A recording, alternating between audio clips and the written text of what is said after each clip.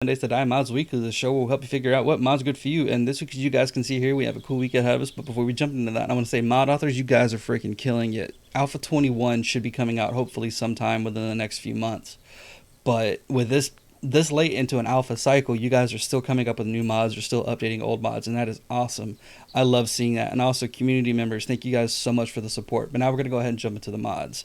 And our first mod today is the Expanded Recipes mod by PK Slider. And it's a neat little mod that lets you do stuff like craft gas at the chemistry station without having to use oil shell and stuff like that. Like, we can actually just sit here and take wood and craft a bundle of gas while we're out and about doing stuff, because it takes a while for them to craft, like 10 minutes or something like that.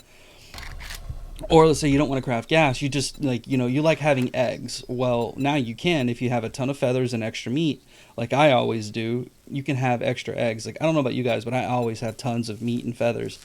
But I like having bacon and eggs and stuff like that. It makes it easy. Or you want to do coal, you can do a stack of coal. You got 500 wood and 100 stone. Get this baby crafted and go out and do some questing or something like that. It's just super simple.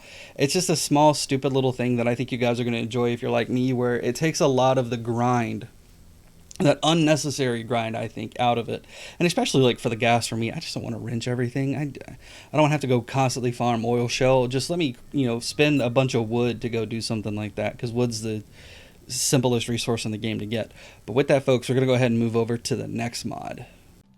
Alright, folks, so this next mod is the Adventure Quest by Boa, and this mod, much like some of the other mods I've shown before with extra quests, adds a bunch of extra quests. Look at this thing. That is a whole bunch of quests, and you see how far away they can be too, 2.8 kilometers. That's, it adds in a ton of quests. Now, of course, I am playing this map on Navis Game Plus, so everything's a little bit differently. But depending upon how you have a map generated, your city sizes and stuff like that, you can easily have all of these quests just amazingly well done. At least I think it's like this. I like having just a massive list of quests like this, as opposed to just the typical 4.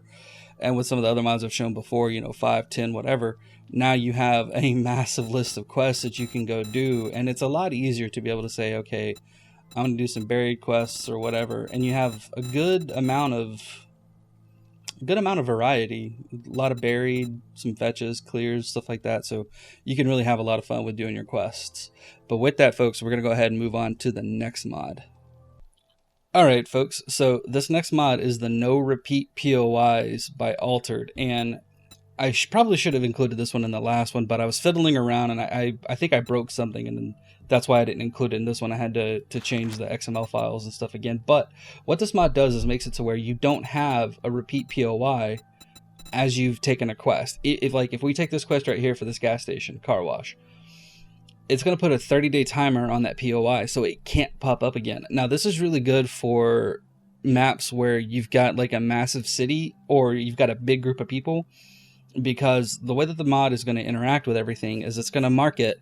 Once you turn in that quest, it's going to mark it and say this POI has been completed and is not eligible for another quest. So it doesn't matter if you take the quest or you have friends who take the quest, so long as the quest has been turned in that registered that POI, then it's going to make it to where you can't have that POI pop up again in a list for so many days. And the reason I like that is because it really does push out the distance, especially if you've got this mod, which is, the previous one I showed before, or another mod that increases the amount of quests that you get showing at one time.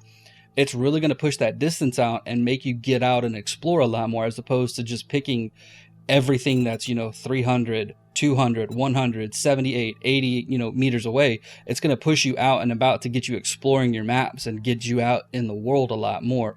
I like that so much. It is super cool. I really like that. But with that, folks, we're going to go ahead and move over to the last mod. Stuff to the game, and it is the Ware Weapons, Ammo, and Resources by Taz on a whole bunch of numbers I'm not going to say, but this is just a super cool mod that adds in a ton of stuff. A ton of stuff. So don't worry about these, like this first row here.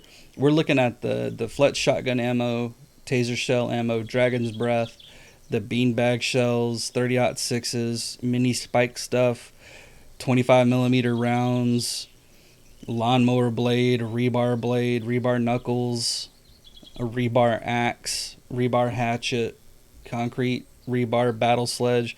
Like, this adds in a bunch of stuff, and the reason I like this is because especially the rebar items, to me, just one, they look good. I kind of think like the way the icons and stuff are done in the inventory is weird, but how they actually look on your hands is actually kind of nice. How the actual, everything looks is really good to me. And also, rebar in a post-apocalyptic world like this is one of those things that I would think you would be using a ton, because it's an easy source of metal to get from a lot of different sources. At least, where I live, it's an easy metal to find everywhere. And lawnmower blades, like making a lawnmower blade machete, this is just a rebar sword.